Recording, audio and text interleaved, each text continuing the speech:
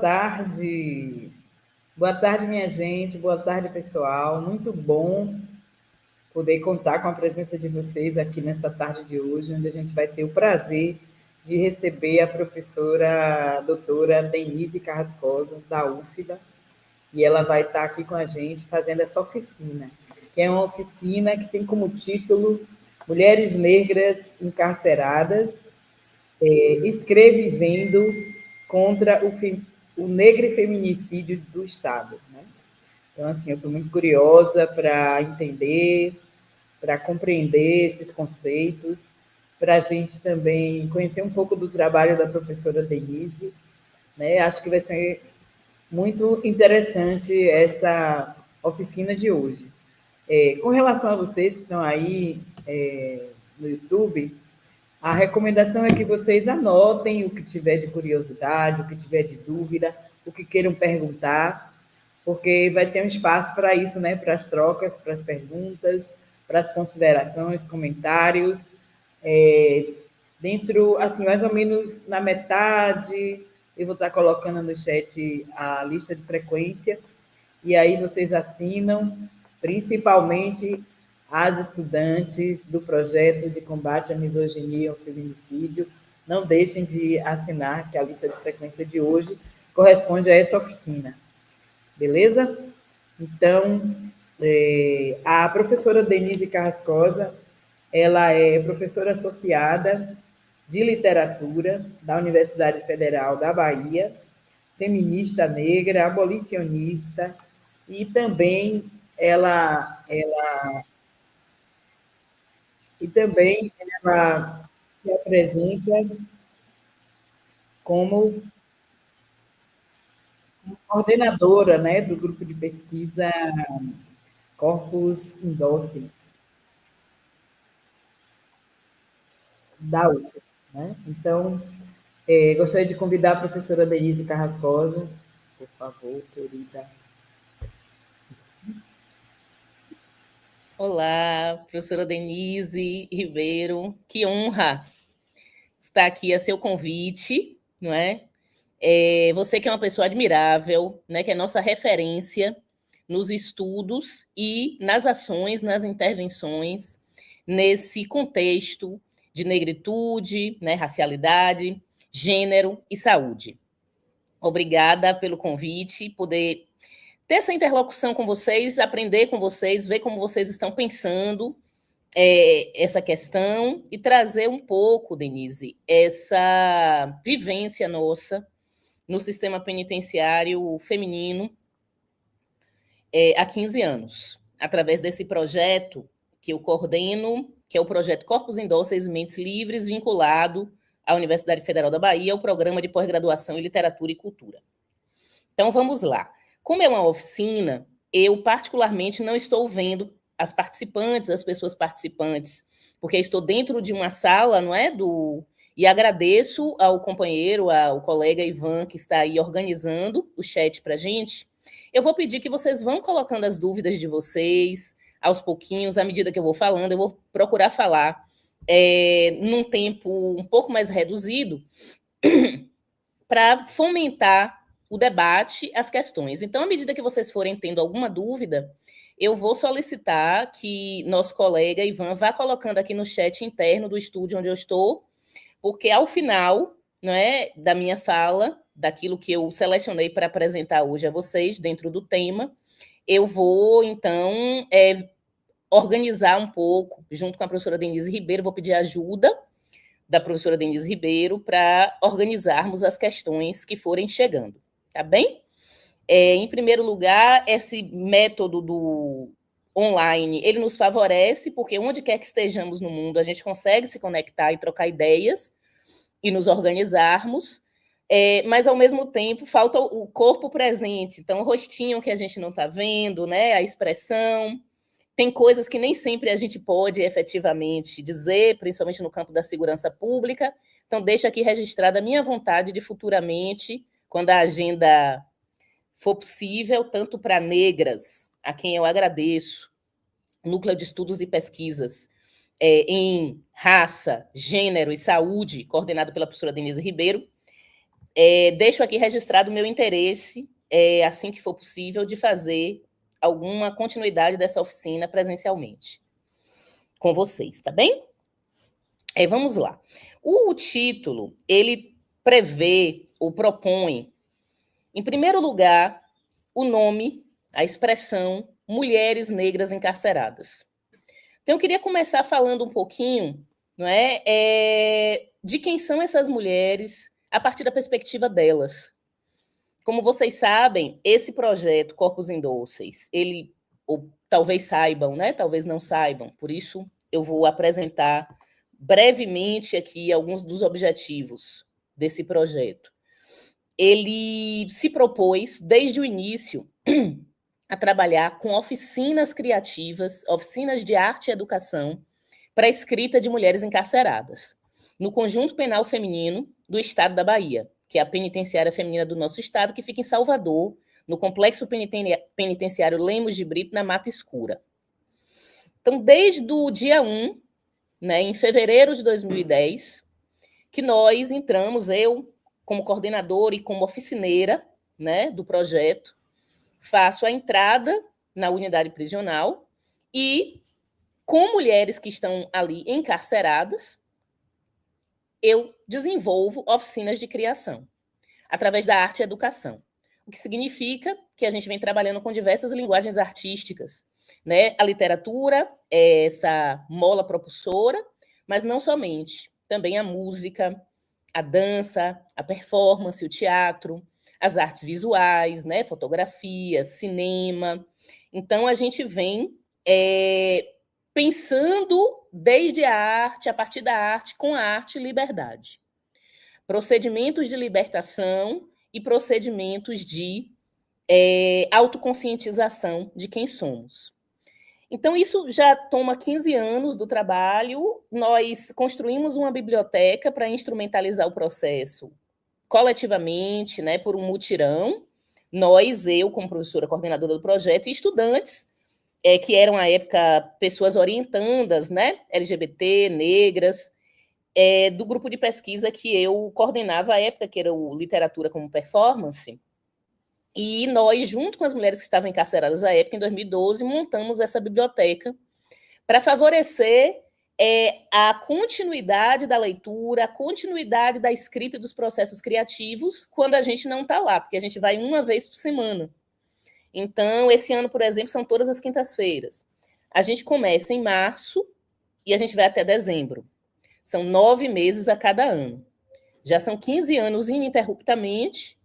Nem na pandemia a gente parou, a gente reorganizou para fazer por videoaulas, porque em março de 2020 foi decretado no Brasil inteiro, inclusive no estado da Bahia, que ninguém poderia entrar no sistema prisional, nem para visita, nem para realizar trabalhos socioeducativos, que era o nosso caso à época. E nós ficamos absolutamente preocupadas por conta da violência carcerária que se executa no cotidiano, que é o cotidiano do sistema prisional. Imagine quando a gente não tem controle social externo, quando ninguém está entrando para visitar, para ver como as pessoas estão, e para garantir a elas o acesso a todos os direitos, inclusive aos direitos de terem educação.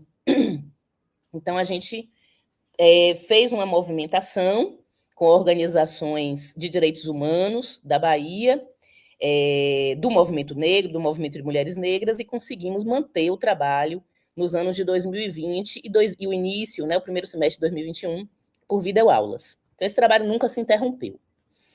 E o objetivo desse trabalho, a princípio, nos primeiros anos, era fazer as oficinas de literárias e, ao final de cada ano, o resultado do trabalho das mulheres encarceradas, criativo, de escrita, poemas, contos, fotografias, peças de teatro, esse resultado pudesse ser mostrado num livro de artista, numa plataforma, que na época que a gente fez teatro, aquelas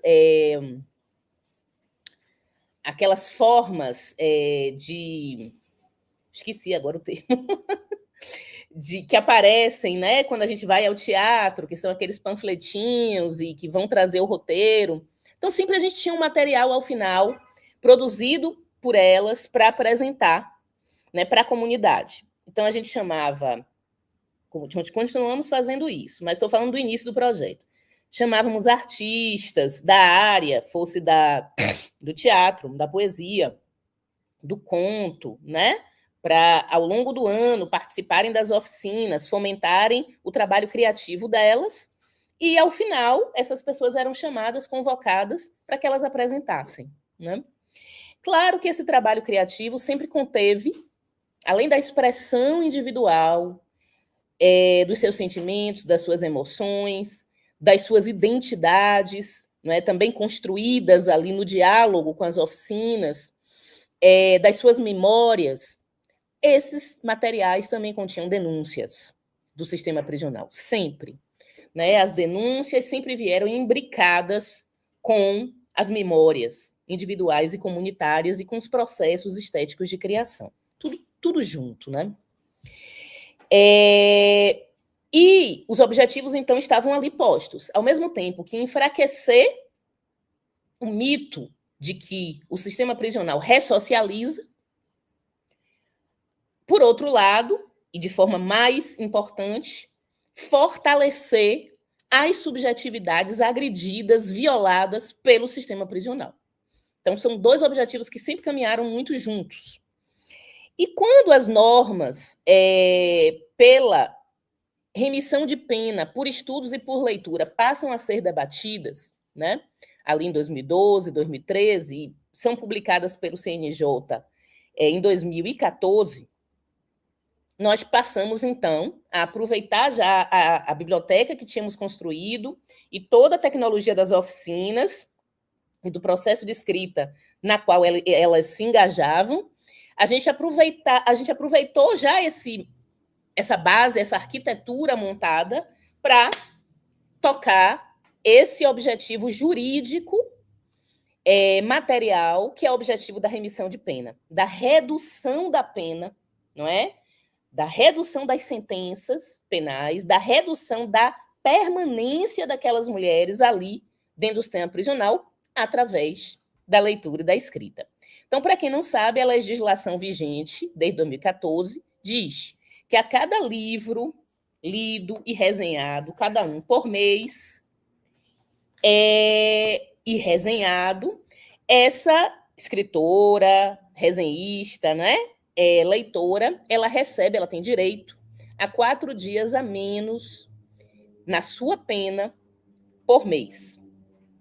Então, nós começamos a montar a logística disso, conversando, inclusive, fazendo convencimento ao Poder Judiciário de Salvador, da Bahia, de forma geral. Até hoje a gente faz isso. Até hoje os juízes não lidam bem com essa questão da remissão de pena. Eu não estou generalizando, mas estou falando do judiciário de forma geral. Já existem juízas e juízes bastante atentos, inclusive da 2ª Vara de Execuções Penais de Salvador, a esse processo. Mas isso foi algo nosso, foi essa base de convencimento feminista negra que a gente montou ali por volta de 2016, 2017, quando os trabalhos escritos delas, de resumir os livros, comentar os livros, não estavam sendo aceitos pelo Poder Judiciário a despeito das normas vigentes. Então, hoje, em Salvador, está azeitado, a gente está rodando essa remissão de pena por leitura, e isso propiciou o cumprimento deste objetivo jurídico material, que foi redução do encarceramento no sistema prisional feminino em Salvador.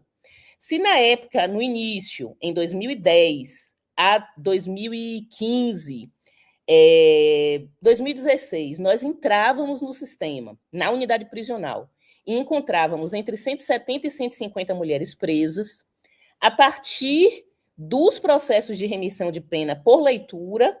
Hoje eu que faço a coordenação do processo.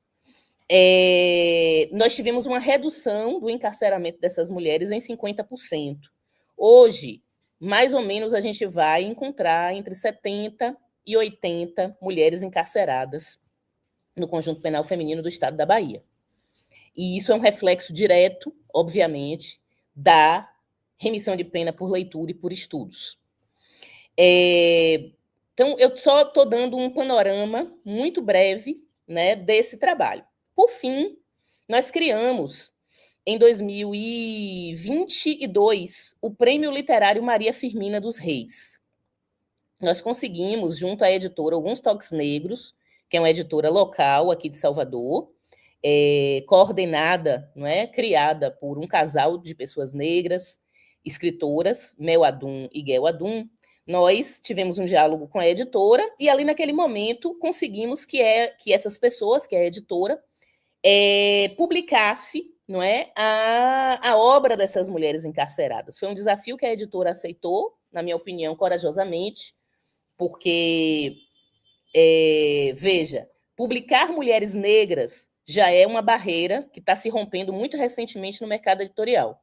Agora, publicar mulheres, os escritos, os pensamentos, os testemunhos, os poemas, o que quer que seja, de mulheres negras encarceradas que foram sentenciadas criminalmente pelo Estado, já é um gesto de confiança e coragem, né? Nesse trabalho feminista negro abolicionista que a gente vem conduzindo. Então, a editora, eu sempre pontuo que a partir de 2020 a gente, então, tem esse aceite da editora e a partir de 2022 a gente começa a publicar as obras delas e cria um concurso. Né? Bem bacana falar desse concurso, eu gosto muito, porque quando Maria Firmina dos Reis, a primeira escritora abolicionista do Brasil, mulher negra, maranhense, né?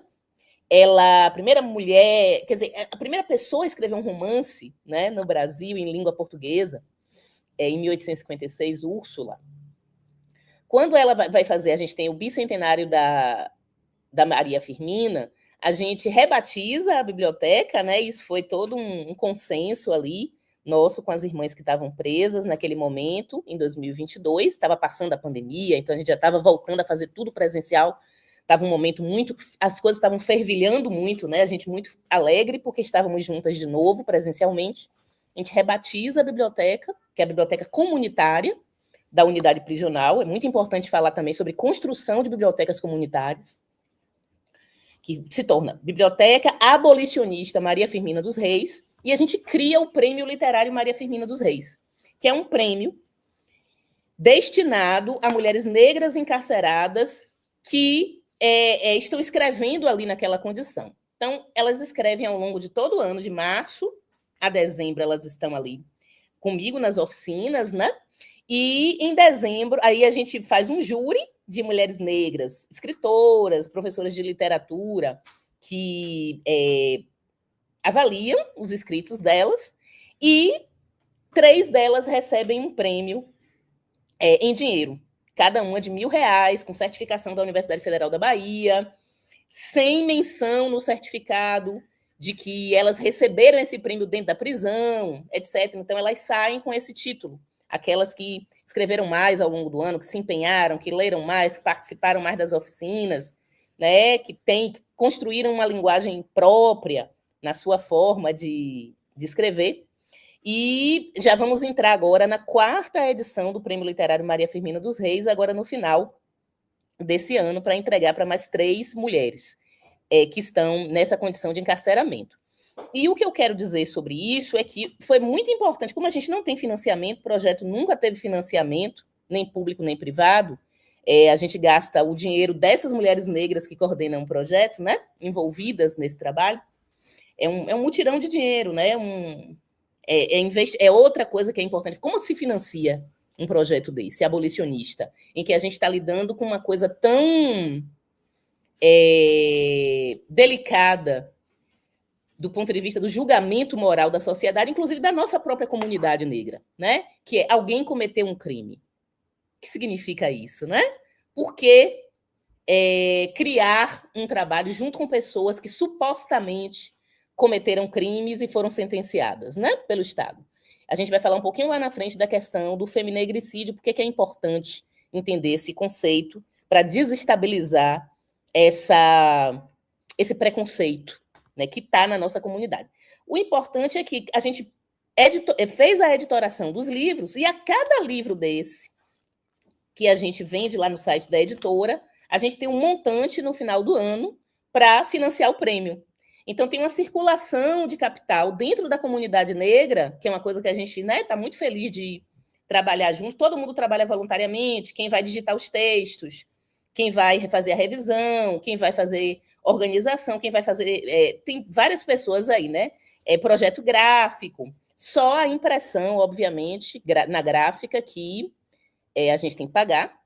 Então, a venda dos livros nos ajuda, em parte, a pagar a impressão e a dar o prêmio no final do ano para elas. Ou seja, o dinheiro da venda do livro volta para a mão delas através do prêmio. Eu acho importante mencionar. Então, em linhas gerais, esse é o projeto.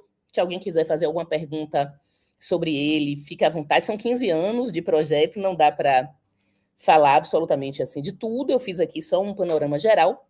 E agora eu vou para essa primeira expressão do que nós aí selecionamos, né, professora Denise Ribeiro e eu, para a fala da oficina, que é Mulheres Negras Encarceradas. Né? Quem são essas mulheres? Então, para fazer isso, né, não sou socióloga, sou professora de literatura, então vocês devem saber qual é o perfil dessa mulher, quem é essa mulher que não só é sentenciada e que permanece encarcerada, não é, a despeito de ter ou não cometido esse crime.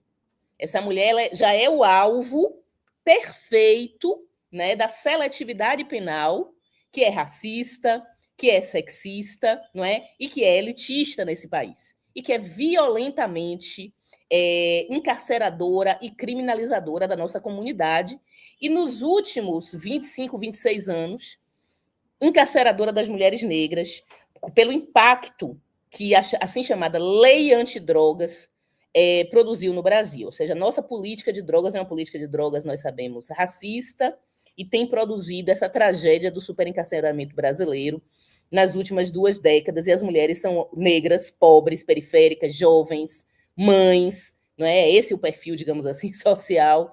Elas são o alvo preferencial dessa política genocida do Brasil.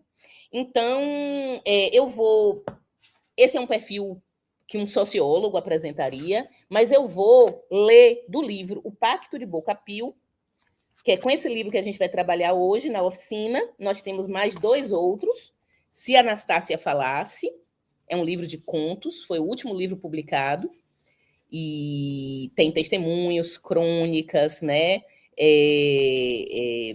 São textos muito bonitos, são contos muito bonitos, muito comoventes, delas que estão encarceradas e que estão escrevendo a partir da leitura de várias mulheres que elas leem. Só para dar um detalhe, eu não ia trabalhar com esse livro hoje, mas deu vontade aqui de falar para vocês. Nós temos 9 pseudônimos, porque elas estão usando pseudônimos aqui, e as autoras que elas escolheram para falar através desses pseudônimos são Aline França, para quem não conhece, uma grande autora baiana, Conceição Evaristo, Ruth do Caso, que é o heterônimo, Assinatura Estética, da Luciana Aparecida, Miriam Alves, Mel Adum, Carolina Maria de Jesus, Geni Guimarães, Cidinha da Silva, Jovina Souza, Maria Firmina dos Reis. São 9 pseudônimos para vocês verem que elas estão escolhendo nomes de escritoras que elas leem, né? Que são debatidas nas oficinas. Esse é a Anastácia Falasse. Tem o Firminas em Fuga, que é um livro de poemas. Aqui foi um trabalho que nós fizemos com a obra de Maria Firmina dos Reis. Então, nesse ano de 2022, a gente fez uma homenagem a Maria Firmina dos Reis no título da coletânea.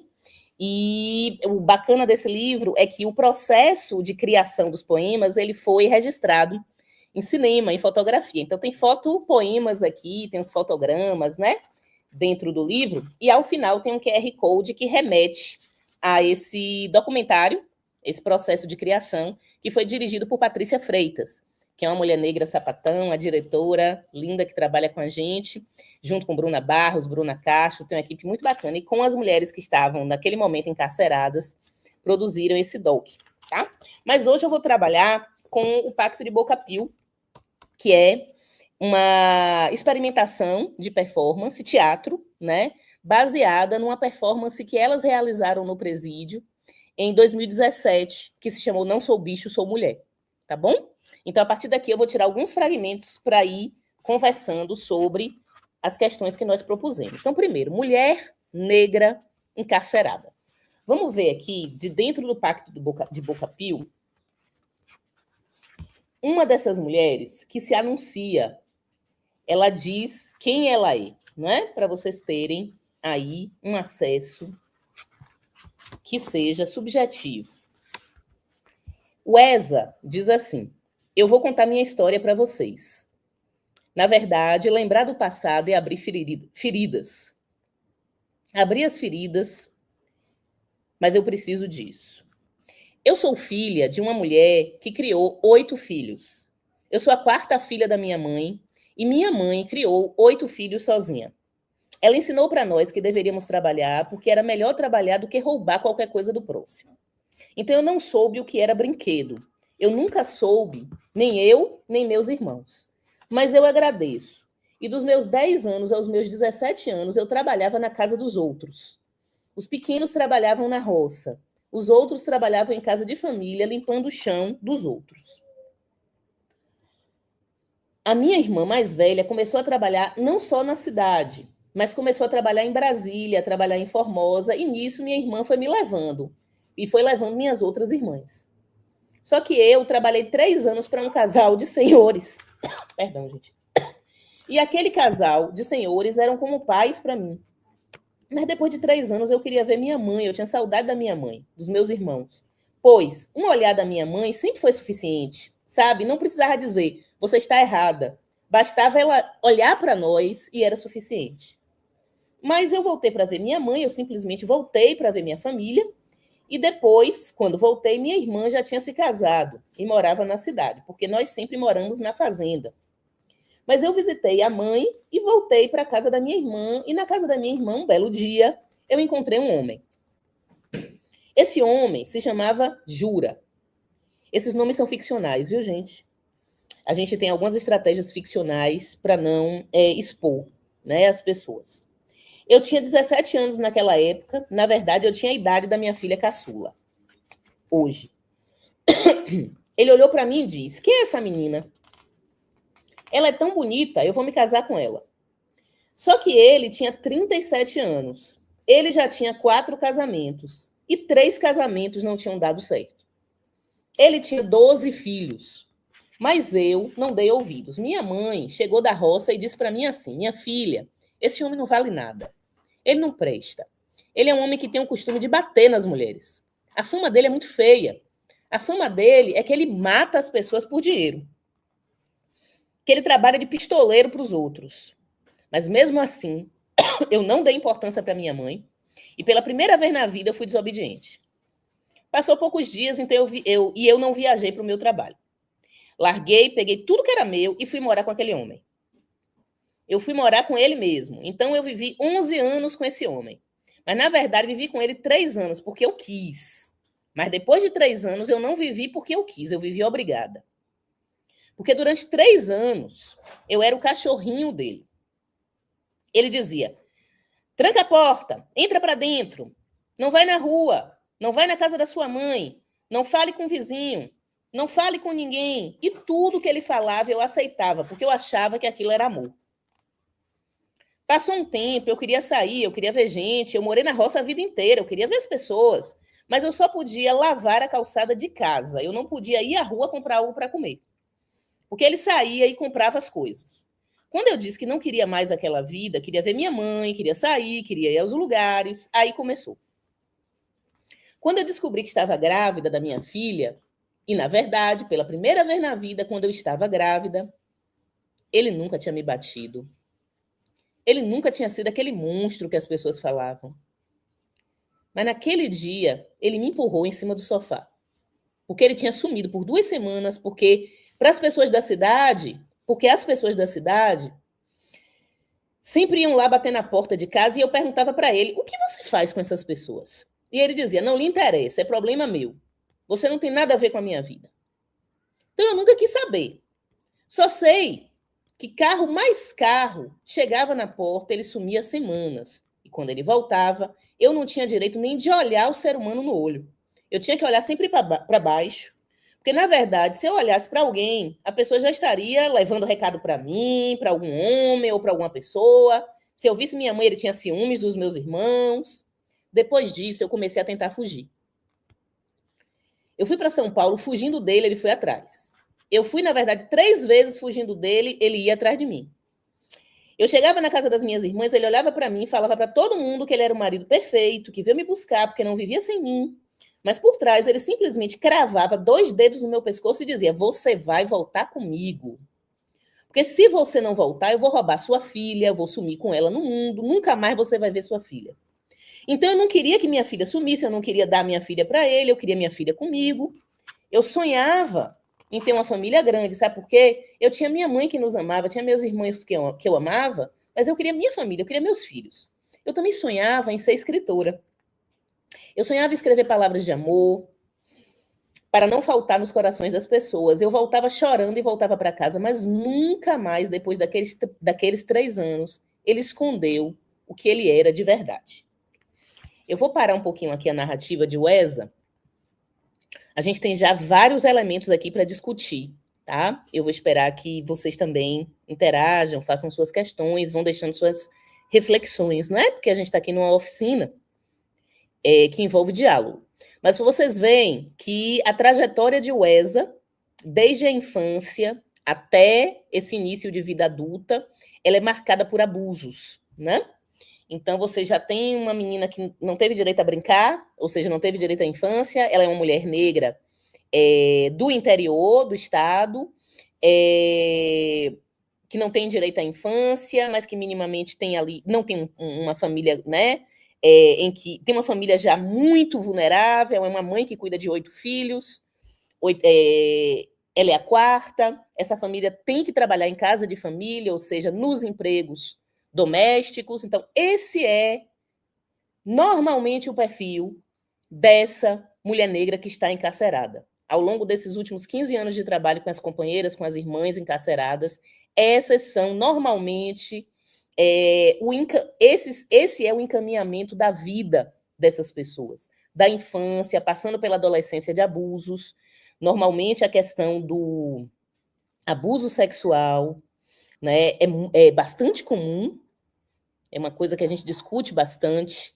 né, com muita delicadeza, com muita paciência, com muita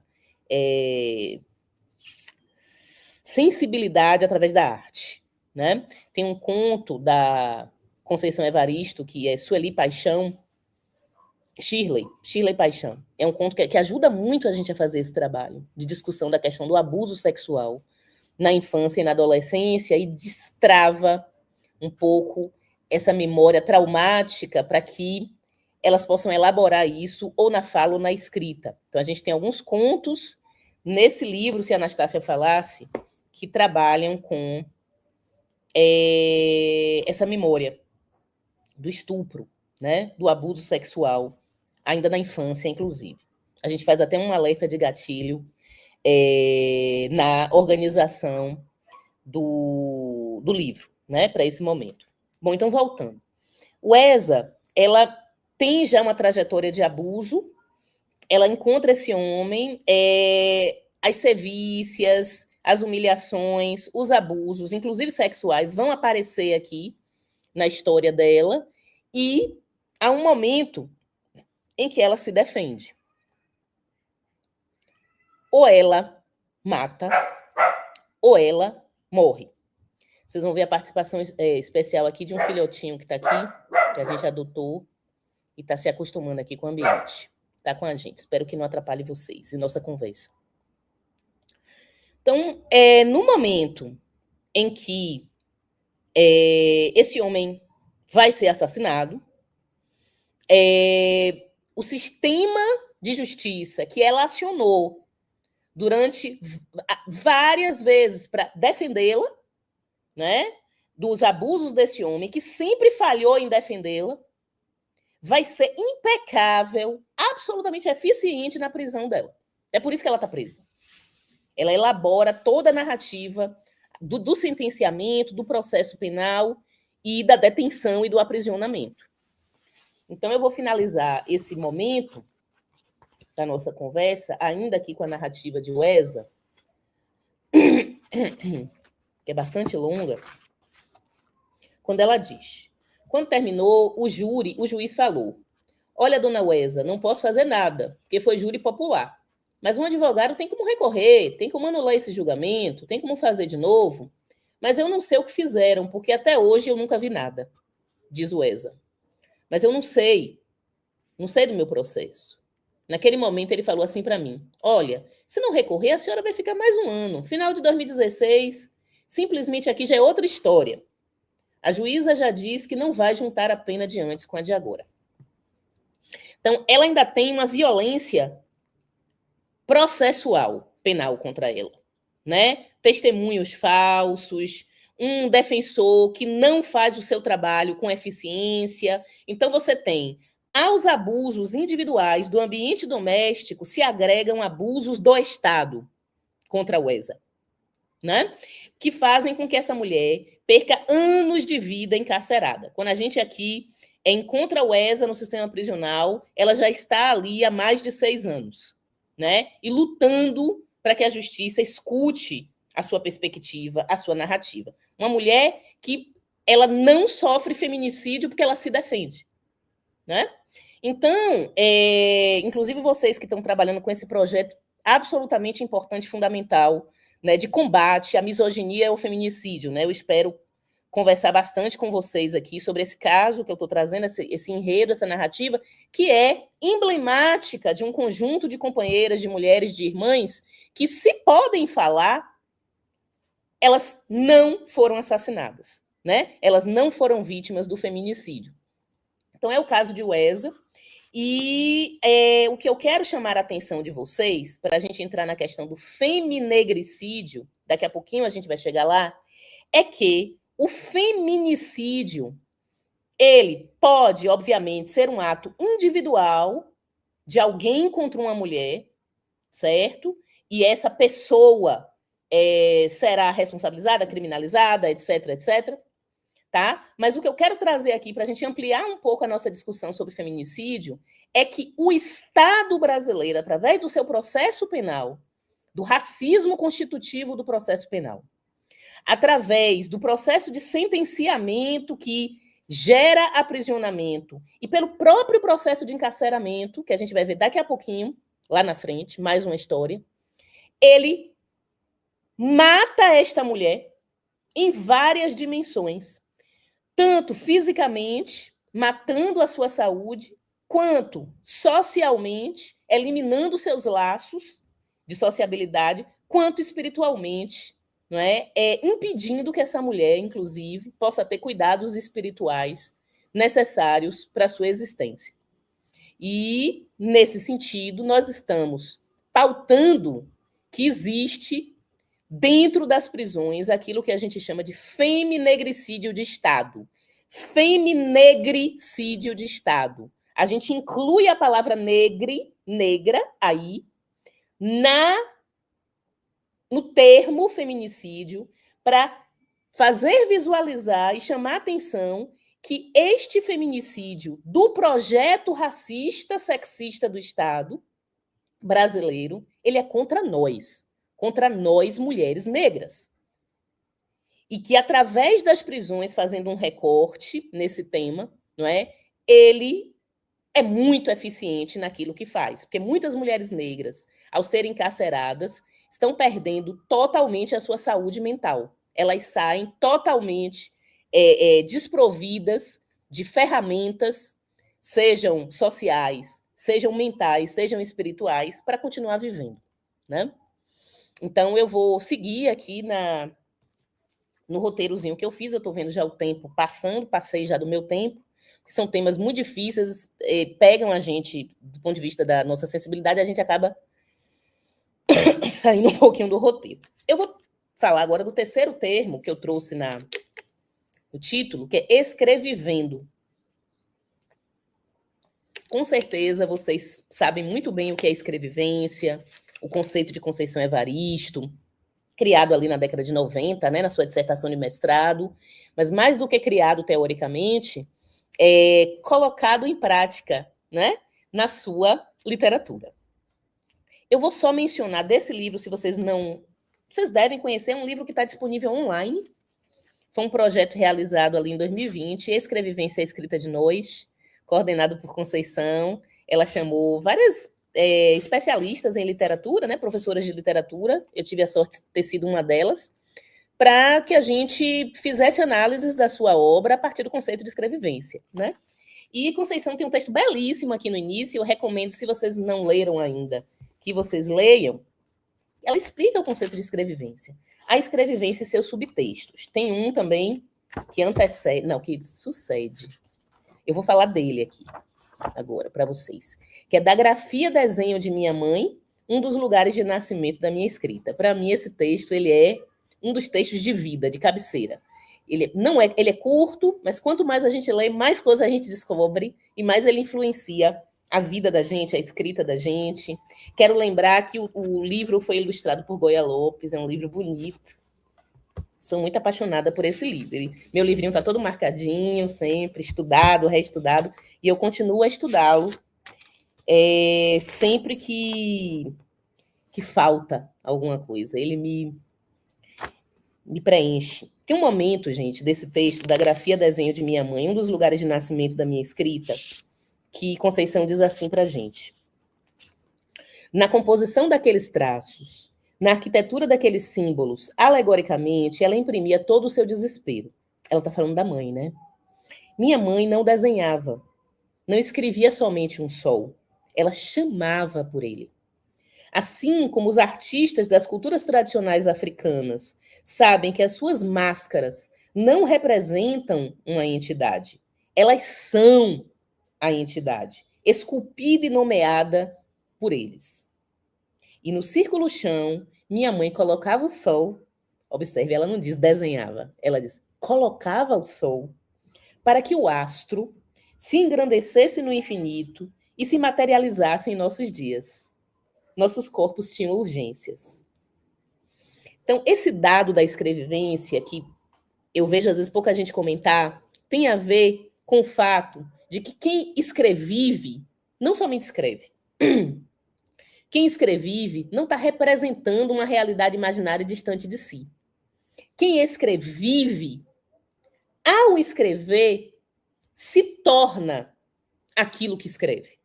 Produz a existência daquilo que escreve. Quando uma mulher desprovida por todas as violências sociais e estatais da sua família, da sua identidade, da sua espiritualidade, via de regra da sua saúde mental, dentro do cárcere, escreviver significa produzir vida. Uma vida que, se você piscar, já foi. Já apagou.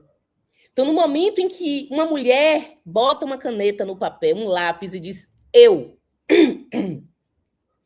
ela não está escrevendo sobre um eu que ela imagina. Ela está criando um eu para ela ali naquele momento, que está sendo atacado continuamente por uma farda com o número de matrícula no sistema prisional, que define a existência dela no momento em que ela é encarcerada. Ela está dizendo eu. No momento que ela escreve eu, essa palavra simples, ela está dizendo, esse eu porta memória, esse eu também é uma mãe, também é uma filha, também é uma mulher que tem sexualidade, também é uma mulher que tem propósito, é uma mulher que tem sonhos, é uma mulher que tem uma profissão, é uma mulher que tem saberes. Porque tudo isso é negado dentro do sistema. É uma mulher que, muito embora a ração podre que é dada a ela ali, não é? Que não tem uma alimentação necessária, que não tem um atendimento médico suficiente, essa mulher, ela está dizendo que ela tem direito, porque ela é um eu, ela é um sujeito de direito, ela, ela tem uma subjetividade, essa subjetividade tem um direito de demandar aquilo a que ela não perdeu o acesso, porque ela perdeu o direito de ir e vir, mas ela não perdeu o direito de ter educação, de ter alimentação, de ter relações com as pessoas que ama, a sua família, as pessoas com quem ela pode desejar fazer sexo. Ela não perdeu o direito de ter acesso à sua religiosidade, aos seus ritos, aos seus cultos. Então, escrevivendo, né? Elas estão escrevivendo quando elas pegam o lápis e a caneta, ou a tinta, ou o corpo, para fazer um movimento. Elas estão criando a sua própria existência ao fazerem isso. Não é por isso que a gente trouxe essa proposta aí no título: Mulheres Negras Encarceradas Escrevivendo. E agora vem o terceiro momento do título, que é Contra o Feminegricídio de Estado.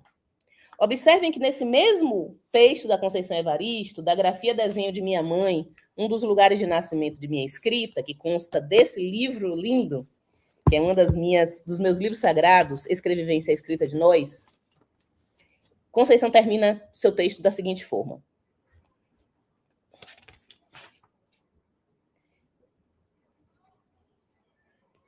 talvez estas mulheres, assim como eu, tenham percebido que se o ato de ler oferece a apreensão do mundo, o de escrever ultrapassa os limites de uma percepção da vida. Escrever pressupõe o dinamismo próprio do sujeito da escrita, proporcionando-lhe a autoinscrição do interior do mundo. E em se tratando de um ato empreendido por mulheres negras, que historicamente transitam por espaços culturais diferenciados dos lugares ocupados pela cultura das elites, escrever adquire um sentido de insubordinação. Insubordinação que pode se evidenciar muitas vezes desde uma escrita que fere as normas cultas da língua, caso exemplar de Carolina Maria de Jesus, como também pela escolha da matéria narrada, do enredo, daquilo que é contado. Por fim, né, o clássico do conceito de escrevivência: a nossa escrevivência não pode ser lida como histórias para ninar os da casa grande, e sim para incomodá-los em seus sonos injustos. Então, no título, vocês viram a preposição contra. Escrevivendo contra o feminegricídio de Estado. Esse contra carrega esse sentido da escrevivência de Conceição Evaristo. A escrita de mulheres negras é um gesto, diz Conceição Evaristo, de insubordinação. Não é? Contra a elite brasileira, contra as instituições da elite brasileira. O sistema de justiça, em especial o sistema de justiça criminal, é uma dessas instituições que nos violenta e nos agride. Não é? Nós que estamos na base da pirâmide. Então, elas estão escrevivendo contra. E aí, vamos agora tratar da questão do feminegricídio de Estado. Eu já dei algumas sinalizações. Eu estou me encaminhando já para o último momento, para ouvir vocês e dialogar com as perguntas que vocês estão deixando aí no chat. Tá? Eu vou trabalhar com vocês agora uma outra carta. Agora a gente vai para o gênero literário, a forma que a gente gosta muito, que são as cartas, né? Que elas estão na nossa tradição. A primeira advogada abolicionista, né, Esperança Garcia, escreve uma carta, sendo escrava, para interpelar o poder e para dizer a situação em que ela estava. Né? É considerada, Esperança Garcia, a primeira advogada do Brasil. Essa mulher negra é também extraordinária. Eu vou ler para vocês agora um pedaço de uma carta que eu recebi dentro do presídio e que, obviamente, a gente ficcionaliza aqui. Essa carta veio das mãos de Navita, também um nome ficcional. Eu vou contar para vocês uma história que eu vivi há pouco. Mais ou menos um mês aqui dentro do presídio, dentro da penitenciária do estado da Bahia. Eu sou uma das internas, meu nome é Navita. Eu precisei fazer uma cirurgia. Fiz a cirurgia. Acontece que eu comecei me sentindo como se eu fosse um cachorro. Sabe o tratamento do médico? Sabe quando você já sabe como vai ser tratada só por conta da... Ela faz esse gesto. Só porque eu saí daqui de dentro, ele abriu minha barriga, fez a cirurgia, costurou, não drenou, mas me mandaram de volta para o presídio. E recomendou uma receita. passou todos os meus remédios e pediu para que eu fizesse um curativo todos os dias. Todos os dias eu tinha que fazer um curativo. Eu tinha acabado de fazer uma cirurgia. Só que não foi isso que aconteceu. Negaram todos os dias que eu fizesse o curativo. E minha cirurgia foi infeccionando. Foi enchendo de pus. Meu curativo foi ficando verde. Eu comecei a gritar de dor. Comecei a gritar. Mas eu estava ali no desprezo. Desprezada. Até que um dia resolveram me levar para o hospital. O cirurgião que tinha me operado não estava lá, mas tinha outro cirurgião e ele disse que se eu tivesse demorado mais um pouquinho, eu teria uma infecção generalizada e iria morrer. Voltei para o presídio, de novo a história se repetiu. Eu comecei a gritar de dor, comecei a gritar, eu me recusei a entrar na sala. Sabe quem foi que entrou aqui? Porque eu levantei a minha cabeça, porque eu disse que não ia entrar na cela enquanto não tivessem feito meu curativo.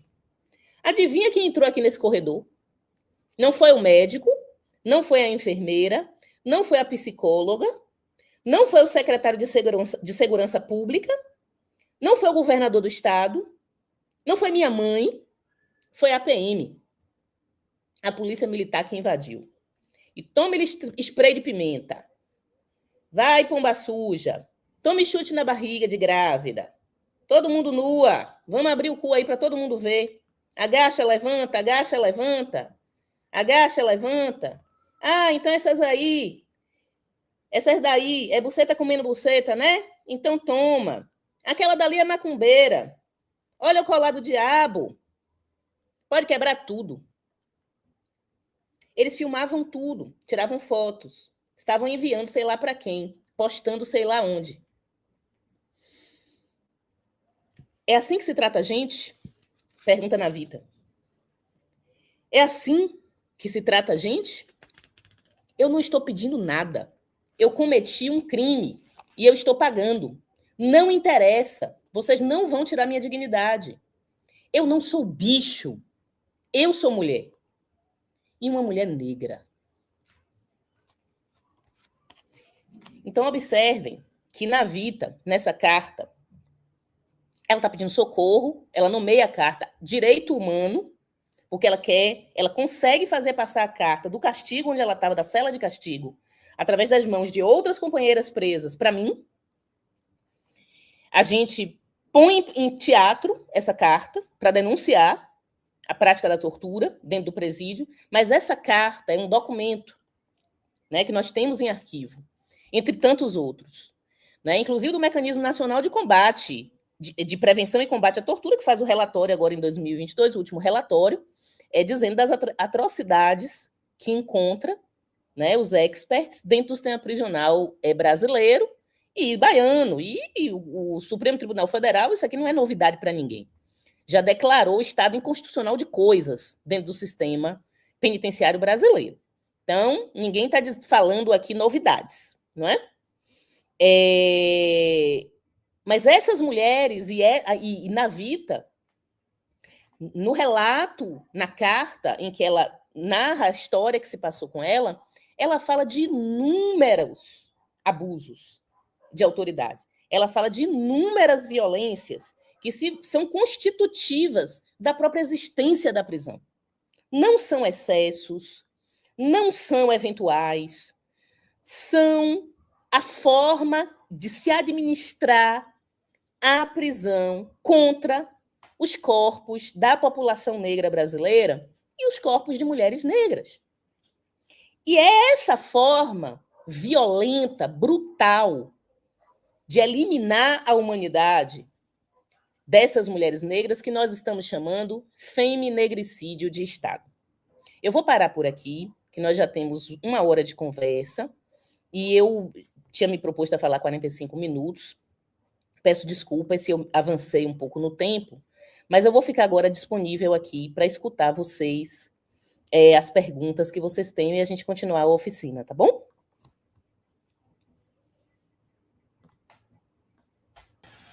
Ah, beleza, Denise. Eu aqui impactada com sua fala, viu? Muito, muito forte, né? Porque a gente imagina, né, a gente imagina mais ou menos todas as atrocidades que devem estar acontecendo nesse momento pelos presídios afora aí do Brasil, mas a gente não vivencia isso, né? Assim como você tem vivenciado esse tempo que você falou, né? 15 anos. Então, a minha pergunta, vou fazer logo a minha, é nesse sentido. Eu gostaria de entender que você finalizasse, dissesse para a gente como você suporta essas, essas situações, porque só de ver já é trágico. Quando as pessoas escrevem, né, fica mais forte, mais difícil ainda, né, quando expressam através da escrevivência. E queria saber também o que é que te fortalece, né, diante disso, você ser essa pessoa maravilhosa e tal, professora, o que te fortalece e como você suporta? Tem uma estratégia, faz terapia, né? Essas coisas todas. Porque eu sei também que essa experiência, quando a gente tem experiências trágicas, dolorosas, traumatizantes, violentas, a gente também fica atravessado, né? Afetado, afetadas, né? Então, essa é a minha primeira pergunta. Agora eu vou ler aqui. Você quer que eu faça as outras que estão aqui? Eu queria responder essa primeira, Dani. Pode ser? Tá, pode ser. Essa pergunta ela é muito bonita. Ela é muito importante. Eu acho que a gente tem que se perguntar isso uma para outra o tempo inteiro. E é engraçado, Denise, porque eu só ouvi essa pergunta 3 vezes nesses 15 anos. Normalmente as pessoas fazem perguntas práticas, se interessam, curiosas, como é que eu posso ajudar, etc. São perguntas boas também. Mas essa pergunta, como é que você está? Né, nesse trabalho? Você está se cuidando? Porque é um cuidado que você está tendo ao fazer essa pergunta. E eu lhe agradeço muito, porque eu não tinha esse cuidado no começo. Eu, inclusive, estou escrevendo sobre isso e parte da terapia que eu estou fazendo há 3 anos envolve escrever sobre isso. Eu sou mulher de Ansan, uma mulher que sempre me vi como uma mulher muito bruta, pau para toda obra. Talvez eu tenha sido criada, inclusive, por minha família negra, né? Tanto parte de pai como mãe, família negra que vem de periferia. Vamos embora enfrentar, vamos embora estudar, a gente vai atravessar. Vamos embora, não vamos choramingar muito, não. Né? A gente é criado dessa forma, né? E a gente sabe que não é bem assim. Isso produz muita saúde, doença mental, doença física, doença espiritual. Então, eu ouvi 3 vezes. Eu ouvi de uma companheira que me acompanha, que é a Raquel de Souza, que é tradutora, tem 1 ano, mais ou menos, essa pergunta. E eu ouvi na Espanha, quando fui publicar o Pacto de Boca Pio, de uma psicóloga que trabalha com refugiados, pessoas africanas, refugiadas, que têm atravessado o Mediterrâneo, etc. E ela me perguntou, Denise, você já avaliou se você não tem trauma vicário? Eu não conhecia essa expressão. Não sei se vocês, né, da saúde, se você conhece, Denise. E eu estou estudando isso, foi recentemente agora, quando eu estive em Barcelona, porque, sim, com certeza tem traços dessas experiências, não aconteceram comigo, mas me foram contadas. E a maioria das vezes a gente tenta tomar providência, a gente vai atrás da Defensoria, do Ministério Público, organizações de direitos humanos, mas às vezes a gente simplesmente não consegue fazer nada. E também não conseguir fazer nada adoece. Bom, então, para lhe responder na prática, como eu respondi a Raquel, e agora estou lhe respondendo, 2 coisas que eu acho fundamentais. Na verdade, 3. Uma pragmática, que é você ter uma rede de segurança, que são irmãs, que sabem que a hora que você está entrando, a hora que você está saindo, e aí na hora que antes de você entrar, você tem conversas com essas pessoas, e ao sair, você também tem esse suporte para conversar. E se alguma coisa der errada também com você, porque é um trabalho com segurança pública, nem sempre, né? É algo que, no Brasil, principalmente, que mata, né? Suas ativistas de direitos humanos, é perigoso. Então, a gente tem que ter essa segurança de que a gente tem pessoas do nosso lado que estão dando suporte, estão olhando a gente, né? Olhando o trabalho da gente. Tem 2 integrantes honorárias nos corpos indóceis, que dão esse suporte o tempo todo. Conceição Evaristo e Angela Davis. entre outras pessoas. Isso é a resposta 1. Número 2, a questão afetiva e psíquica. Como eu disse, acabei de falar agora para você, comecei a fazer terapia há 3 anos, eu era resistente a essa questão da terapia, mas comecei a fazer. Estou descobrindo coisas assim terríveis, eu digo, é mesmo? Né? E a questão emocional. Tem uma estrutura de família, né, que normalmente nós não temos. Nós, mulheres negras, somos muito sozinhas. Então, eu tenho um companheiro há muito tempo, que é um grande cuidador também, é uma pessoa que sempre pergunta, que sempre está lá, que sempre discute, que sempre cuida, né?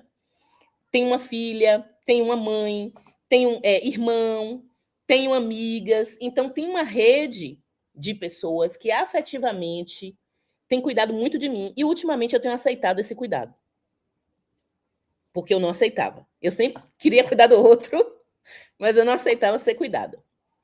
Então eu tenho aceitado ir mais. Ontem mesmo eu estava numa festinha de uma menina que eu amo muito, que é o Minirê, e aí uma companheira perguntou assim: Denise, você numa festa, eu só lhe vejo nos protestos. Eu disse, eu estou melhorando. Eu já estou melhorando. Então, o direito a se divertir, né? O direito a ter momentos bons também com as companheiras, com as pessoas que a gente ama. E a questão espiritual, Dani. E aí você pode me dar aula, né, sobre isso. Eu lhe peço sua benção, professora Denise Ribeiro, irmã mais velha. Por quê? Porque Que o Pai Iemanjá, te abençoe, bênção também. axé, mãe Oiá lhe abençoe. Porque Iemanjá também é minha mãe, é a dona de todas as cabeças, e eu tenho trabalhado muito com ela ultimamente, nos últimos tempos, né? Feito meus boris, é, nós que somos candomblecistas, né? Nossos ritos são de cura, de colocar também a nossa cabeça, o nosso ori no lugar, né? Ver quando é hora de agir, quando é hora de calar. Então, esse trabalho espiritual também tem me ajudado muito, porque nós, né, candomblecistas, nós temos aí a nossa. Todos os orixás que trabalham conosco, né, a quem a gente reverencia, e Iemanjá e Oxalá estão comigo também. Então, eu estou apaziguando essa danada, que é Yansan. É isso, Dani. Eu respondi sua pergunta. Você está com o microfone desligado. Respondeu sim, eu tinha uma suspeita de uma dessas respostas, né? Imaginando aqui, porque também a minha experiência também é essa, né? A gente recorre aos orixás, às energias e à família. Eu não recorro muito à família, não. Eu fico tentando proteger minha família de certas coisas e termina realmente mais difícil. Deixa eu ver aqui no chat as perguntas para não se acumularem muito. Aí eu vou ler aqui de Inan Mulum. Ela tem 2 perguntas dela. Ela diz: Érica Thaís, em sua dissertação de mestrado, fala sobre o conceito de femirracídio. Você já ouviu falar nesse outro conceito? Não, obrigada, Iná. Nunca ouvi falar. Vou procurar Érica Thaís, não é isso? É uma dissertação de mestrado. Excelente. Femirracídio. Racídio. Então, aí você já tem, obviamente, a categoria do genocídio, não é, já sendo atualizada a partir da questão do gênero. Então, obrigada, Iná. Eu não tinha ouvido falar e eu vou procurar a Érica, sim. Obrigada. Mais uma de Iná. Gostaria de saber também sobre como é para vocês receberem denúncias através da escrita. O limite entre o profissional e o emocional, a relação com as mulheres, etc.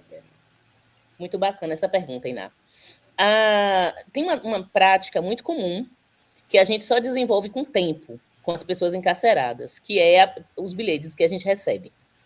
Então, esses bilhetes, eles vão trazer, né, aquilo que elas não podem comentar lá dentro, às vezes nem entre elas, por uma série de fatores. Então, o bilhete, falar no ouvido, às vezes no final da aula, assim, né, a agente penitenciária já está chamando para elas irem para as celas, né? E aí vem alguém, fala alguma coisa no meu ouvido, né? Então, mudou ao longo dos 15 anos a minha postura. Eu sempre fui muito inconsequente, muito quente, né? Então eu saía, botava o pé para fora do presídio e já era para abalar Bangu, já era para chamar a atenção das autoridades, mas nem sempre também são confiáveis. Organizações de movimento negro, organizações principalmente de mulheres negras, etc, etc, né? Não é que a gente não continue fazendo isso. Eu continuo fazendo isso agora com uma rede mais estratégica, certo? Com comunicações mais conscientes, que tenham uma rede de impacto político mais organizada, não é? E a questão da escrita ela é importante, porque ela documenta, ela arquiva. Eu não dava tanto valor, Denise, antes. A gente tinha SBN, publicar. A gente fazia livros de artista, fazíamos ali manualmente mesmo, aquelas impressões na coisa da universidade, e a gente circulava para a comunidade, como panfletagem, né? A gente sempre trabalhou com essa ideia. Mas de 5 anos para cá, Iná, a questão da escrita também na concepção e nos estudos de arquivo, da história e da própria literatura, né? Eu quero agradecer ao FRB, porque com a professora Luciana Brito, eu fiz meus estudos, meu estágio pós-doutoral em História da Escravidão, e eu ganhei a consciência, foi até em 2020, eu ganhei a consciência de que o arquivo, o texto escrito, ele é um arquivo importante. Ele documenta a história. Então, em um texto desses, do Pacto de Boca Pio, que eu li para vocês aqui, ele está marcando uma técnica de violência do Estado contra essa mulher que está falando, e ele permanece no tempo. Então, ele documenta esse processo. Então, muita coisa pode ser feita a partir desse documento, inclusive no plano da reparação, que é o que a Marcha das Mulheres Negras está discutindo esse ano. Como é que essa mulher pode ser reparada? Né? Isso pode gerar esse tipo de discussão. Com certeza. Eu gosto muito do método que a história utiliza, né? De pesquisar o passado, mexer nas catacumbas, nos arquivos, e as coisas começam a fazer sentido à medida que elas vão encontrando, né? As pistas, aqui, ali. É um método muito rico, muito lindo. E para a gente, população negra, né? Que muitas das nossas histórias se perderam no tempo, ninguém escreveu. A história, né, que se faz agora, principalmente essa história da escravidão, né, a história de pessoas negras é muito importante para a gente. Né? Parece que encaixa as peças de um quebra-cabeça, né?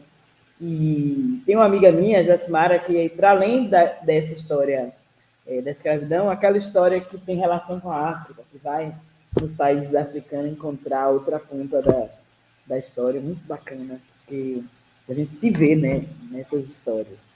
Tem mais aqui 2 perguntas de... Não é a mesma pessoa, não. É Roberto Caetano, primeiro. Ele diz, existe algum procedimento que abrangente, que seja eficaz, que não sejam apenas nos papéis e seja feito acontecer os direitos? O velho dilema, né? Roberto, o ESA, né, que é o nome ficcional da nossa aluna que estava encarcerada, quando ela nos contou essa história, o ESA a gente conseguiu colocá-la como bibliotecária da biblioteca, que na época era Mentes Livres, depois se transformou em Biblioteca Abolicionista Maria Firmina dos Reis. Então, isso foi mais ou menos 2015, 2016. Quando eu consegui posicioná-la, ela lia muito, escrevia muito, aí eu criei uma intimidade maior com ela, e todos os dias eu chegava na biblioteca para conversar com ela, ela começou a me contar a história dela. Era uma história longa, né? E dizia dessa violência do processo penal contra ela. Então, imediatamente, nós acionamos a Defensoria Pública, a ouvidoria da Defensoria Pública. Na época, na ouvidoria estava Vilma Reis, aqui do estado da Bahia, e Vilma, com as estagiárias, as pessoas que estavam ali na ouvidoria, começaram a tomar providência para revisar o processo de UESA, né? E ela, que ia ficar mais 6 anos, 7 anos presa, saiu imediatamente com a revisão do processo. Então, quando a gente detecta erro processual grave, né? Bom, isso é uma questão, que foi o que aconteceu com ela. Estou dando um exemplo. A gente toma providências do ponto de vista prático, né? Para que essa pessoa possa ser ouvida pelo Estado, entendeu? Nesse momento, a conjuntura estava bem favorável.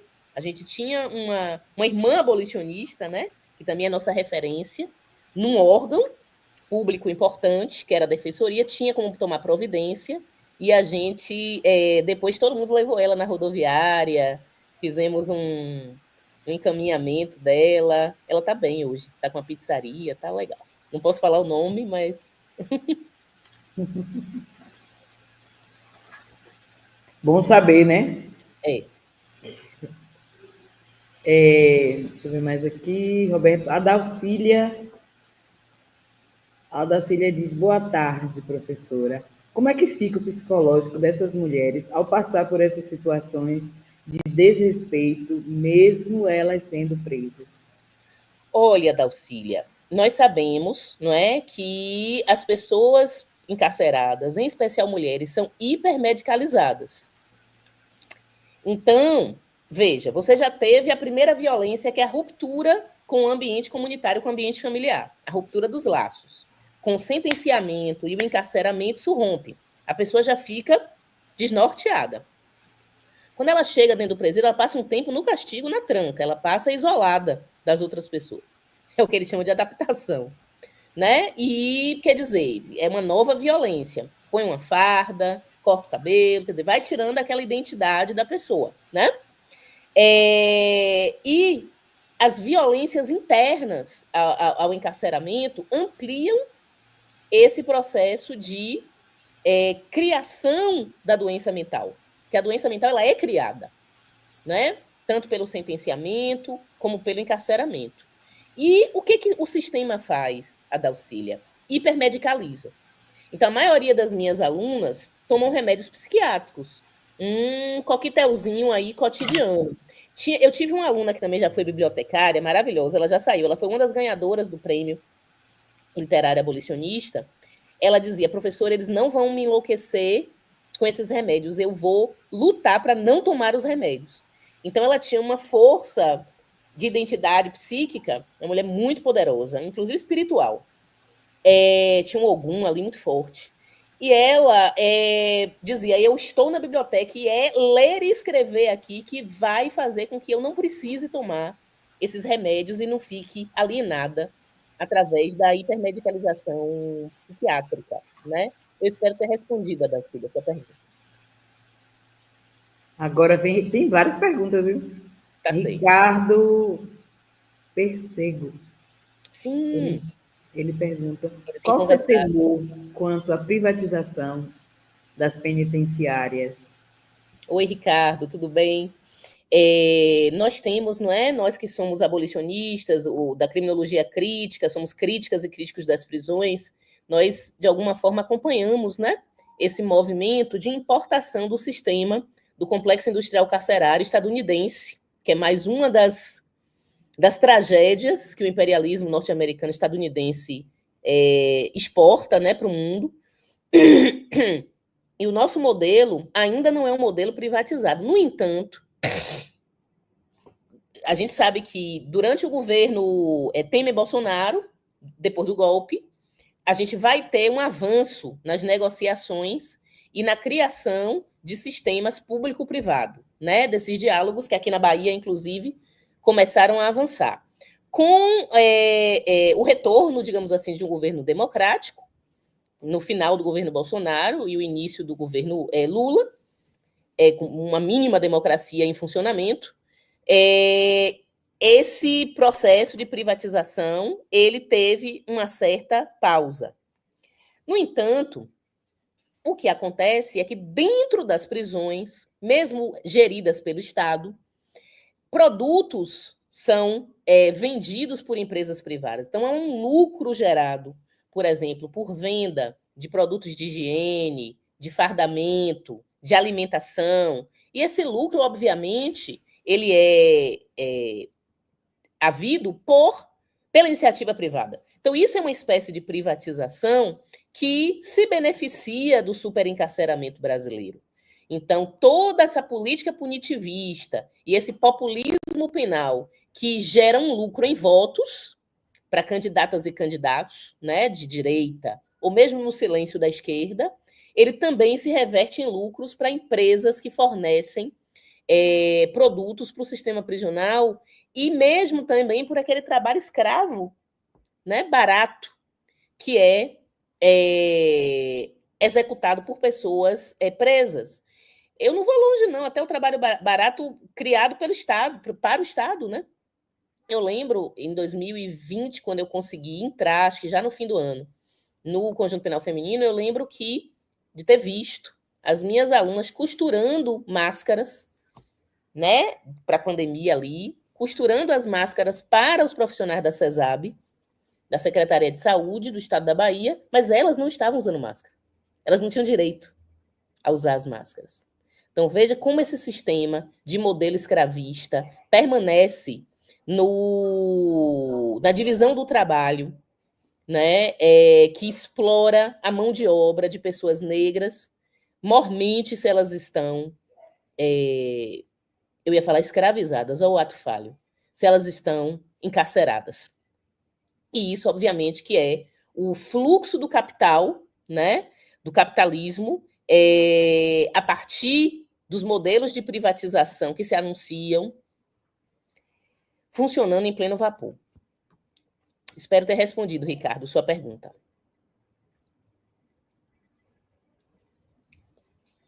Tem mais aqui, querida. Liriel Almeida. Liriel é uma das bolsistas do projeto de combate à misoginia, ao feminicídio, daqui da UFRB. Ela é de Santo Amaro, do Secult. Então, do grupo, da equipe que está trabalhando em Santo Amaro, ela pergunta: nesse processo de 15 anos, a senhora já presenciou alguma dessas mulheres serem libertadas? Conseguiram cumprir a pena? Se conseguiram, como foram recebidas pela sociedade após esse processo? Ô, Liriel, prazer, parabéns, viu? Você está aí com a grande mestra para lhe ensinar. E, olha, essa pergunta é tão alegre, é boa essa pergunta de responder. Sim, elas têm, inclusive, uma forma, né? Nossas irmãs que estão encarceradas, elas têm uma forma de anunciar a alegria da libertação. E é uma forma coletiva, é muito bonita. Porque na hora que uma delas, né, tem progressão de pena, vai para o regime semiaberto, ou vai realmente para o regime aberto, de cumprimento de pena, elas badalam. Então, elas pegam qualquer objeto que tenham na mão, uma garrafa, o que for de água, o que for, um sapato, e todo mundo bate nas grades. Então, várias vezes eu estava lá, dando aula, e aí, de repente, você ouve aquela multidão de pessoas badalando. E aí, o badalo, quando ela acontece na cadeia, ele acontece por vários motivos. Para protestar, mas esse badalo é muito bom, porque a gente sabe que alguma das irmãs está saindo, e o mais bonito é ver a euforia de todas, porque naquela saída, daquela liberdade daquela irmã, todas elas estão saindo um pouco também, elas ficam muito felizes com uma delas sai, mesmo as que continuam lá, e sabem que ainda vão cumprir pena por um bom tempo. A felicidade é flagrante. E sim, como elas foram recebidas pela sociedade nesse processo? Sempre muito mal, tá? Uma das minhas alunas, que saiu recentemente, ela me manda mensagem e diz: professora, parece que eu tenho um câncer, ninguém quer tocar em mim. Parece que eu tenho uma doença incurável, eu não consigo. E aí a gente, na UFBA, a gente criou com a professora Ana, que é coordenadora do NUPEL, que é o Programa de Ensino de Línguas.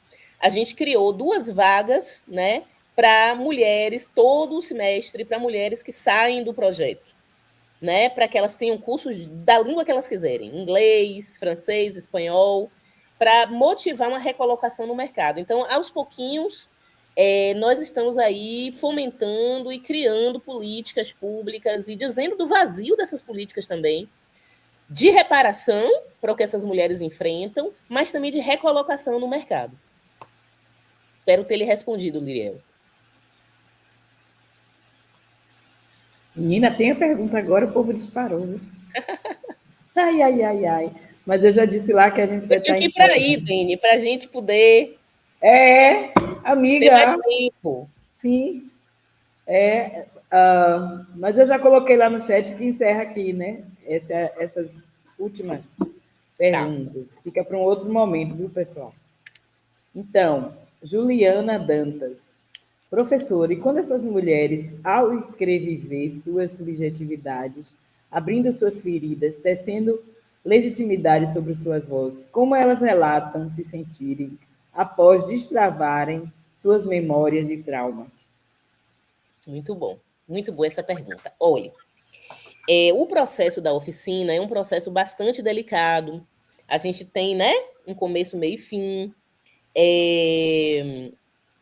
Elas vão acontecendo, por exemplo, tem um tema ali no mês acontecendo, então a gente desdobra, termina uma quinta-feira, na outra quinta-feira a gente retoma. Então é um processo delicado. Nesse processo, elas reagem de formas diferentes, são mulheres diferentes, com histórias diferentes, com processos psíquicos diferentes. Então, há aquelas que falam logo primeiro. Acabou de ler ali o poema, o conto, né? Assistiu o filme, porque a gente trabalha com cinema também, e já tem aquela que dispara na frente e diz: Olha, eu vivi isso.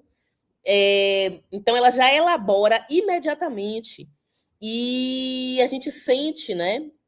Que ela precisava daquele ambiente seguro para falar. Estava dentro dela, ela tinha uma urgência. E ela coloca.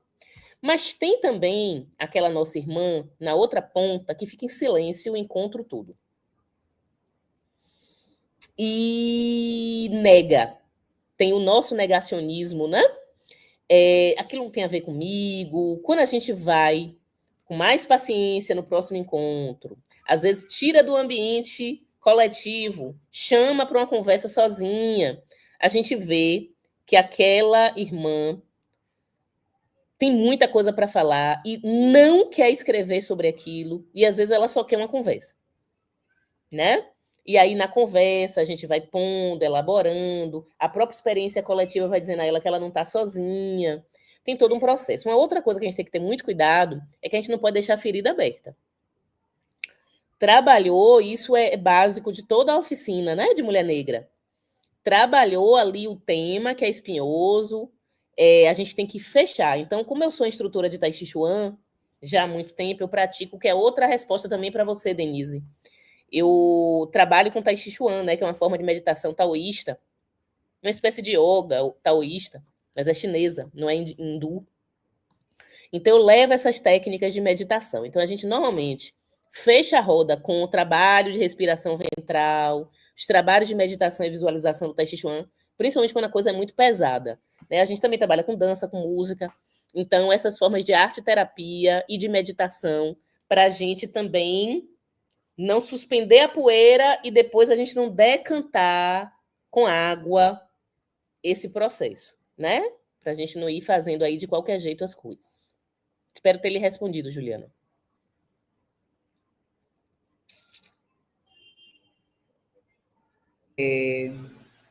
Felícia Castro. Professora Denise, recentemente no Congresso da UFBA, também ouvi você falar do Pacto de Boca Pia. Gostaria de saber sobre o processo criativo, expressivo, para a performance que originou o livro. Eita! Olhe, Felícia, obrigada por acompanhar nosso trabalho, né? Esse processo criativo ele foi muito longo, ele demorou todo o ano de 2016 e ele teve a sua culminância em abril, se eu não me engano, de 2017. O nome que foi dado coletivamente para esse processo criativo foi um grito: não sou bicho, sou mulher. Então, o título original da performance, que durou mais ou menos 3 horas e meia, que aconteceu na unidade prisional, com muitas testemunhas, né, de movimentos sociais, artistas e da própria administração penitenciária, se chamou, o título original da performance era Não Sou Bicho, Sou Mulher. A TVE gravou, Eu tenho esse arquivo visual até hoje, e foi uma performance explosiva, que fez, inclusive, propiciou a interdição do trabalho. A gente não podia voltar lá, né? O trabalho foi interditado, a gente precisou das companheiras, né, para uma reunião com as. Na verdade, a reunião nem veio antes. Primeiro, a Angela Davis fez uma fala, Denise, naquela conferência do Júri das Pretas. Você estava lá, irmã, que as organizações de mulheres negras construíram, né, e trouxeram a professora Angela Davis. Ela fez uma fala sobre a interdição do projeto. Então, essa fala pública já fez uma mobilização política na cidade. E depois a gente foi recebido, em função dessa mobilização e de um abaixo-assinado que muitas mulheres negras, muitas organizações assinaram para o projeto voltar. Nós conseguimos, então, numa reunião em que estavam Vilma Reis, Conceição Evaristo, companheiras que foram nos ajudar a dialogar novamente com o poder público, né, com a Secretaria de Administração Penitenciária. Isso fez com que o projeto voltasse. Aí, todo aquele material, Felícia, ficou parado. A gente ficou muito traumatizada com aquela performance. Foi uma performance muito perigosa, inclusive, para as mulheres que estavam presas, porque denunciava muita coisa que estava acontecendo. Esse feminegricídio de Estado. Então, ela ficou parada, todo esse material ficou parado 5 anos. E a gente tomou a decisão de fazer uma tradução da performance que aconteceu em 2017 nesse livro, e aí o título passa a ser O Pacto de Boca Pio. Pelo que a gente teve que se calar durante 5 anos, né? Então, subtítulo, A Cumplicidade Silenciosa do Feminegricídio de Estado nas Prisões. Aí vocês vão encontrar o sumo do que aconteceu nesse livro e, obviamente, artisticamente traduzido numa forma de performance. Menina, é coisa, viu? Não dá, não. A gente vai ter que marcar presencial. Vai. Depois eu falo sobre o processo criativo. Eu acho que foi 1 ano de processo criativo. É outra Muita aula. coisa rolou. A gente levou gente de teatro, Márcia Lima, que fez Medeia Negra, estava com a gente. Muita gente boa de teatro ajudou a gente. Foi muito, muito forte. Na verdade, eu acho que o pessoal quer uma oficina dessas. Pronto, vamos fazer. Para colocar também outras questões. Vamos sim. Então, continuando aqui, né? Jéssica Rodrigues, como o conceito de escrevivência pode iluminar a experiência das mulheres negras encarceradas e sua luta contra o feminegricídio? Legal, Jéssica. Na minha fala, que está registrada aí, não é na TV UFRB, eu agradeço a professora Denise Ribeiro, a Ivan, que está aí no bastidor, e a UFRB por esse registro, que é um documento, né? Eu vou esmiuçando cada parte do título dessa oficina. Então, eu comecei falando quem é essa mulher negra encarcerada, junto com uma delas que fala no livro. Depois eu fui para o conceito de feminegricídio, li um pouquinho do livro de Conceição Evaristo, Escrevivência Escrita de Nós. O que é esse conceito? Por que no título eu estou dizendo escrevivendo contra, porque é uma forma de insubordinação, e contra o quê? O feminegricídio de Estado, que aí eu defini um pouco o que era para nós esse feminegricídio de Estado nas prisões. Então, recomendo a você, Jéssica, dar uma olhadinha de novo no vídeo, quando concluir aqui, que a UFRB colocar no YouTube, e aí você vai vendo que eu vou fazendo esse trabalho de mostrar por que eu estou chamando essas experiências escreviventes de mulheres negras encarceradas de escrevivência, né? Você vai ver ali um pouco esse raciocínio. E para quem tiver mais interesse também, eu recomendo sempre ler os textos delas, né? Ler o arquivo literário que elas estão produzindo e entender por que é escrevivência. Quando você lê, você vai entender. Jéssica faz outra pergunta aqui. Por que as autoridades sabem o que acontece dentro dos presídios e nunca muda essa violência física, psicológica e muitas outras coisas que sofrem lá dentro?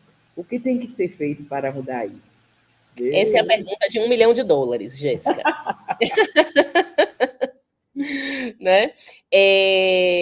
A gente sempre está, né, movimento negro, organizações de mulheres negras, não é? Intelectuais que estudam criminologia crítica, tem muitas vozes que vêm respondendo a essa pergunta ao longo do tempo, né?